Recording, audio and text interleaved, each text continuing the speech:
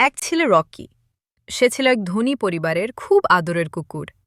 নরম বিছানা, দামি খাবার আর এসি ঘর, এটাই ছিল রকির জীবন।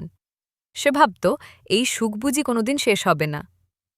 কিন্তু হঠাৎ একদিন তার ভাগ্য বদলে গেল। তার মালিক কোনো এক কারণে তাকে বাড়িতে রাখতে চাইল না।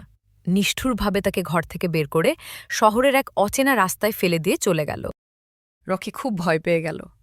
যে রকি কোনোদিন মাটির রাস্তায় হাঁটেনি, সে আজ আবর্জনার স্তূপে খাবার খুঁজছে। পেটে প্রচণ্ড খিদে, কিন্তু খাবার নেই। চারিদিকে শুধু ভয় আর একাকিত্ব। ঘুরতে ঘুরতে রকি এক বস্তিতে এসে পৌঁছাল। সেখানে সে দেখল আরও কিছু কুকুরকে। ওরা দেখতে রকির মতো সুন্দর নয়, ওদের গায়ে ধুলোবালি। রকি ভয়ে ভয়ে ওদের দিকে তাকাল। প্রথমে রকি ভাবল ওরা হয়তো তাকে কামড়াবে, কিন্তু না।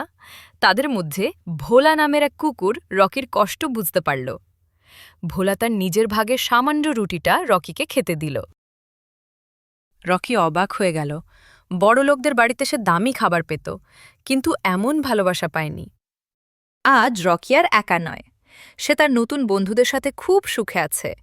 সে ধনী বাড়ির খাঁচা হারিয়ে বস্তির ধুলোবালিতেই খুঁজে পেল তার সত্যিকারের স্বাধীনতা আর আনন্দ।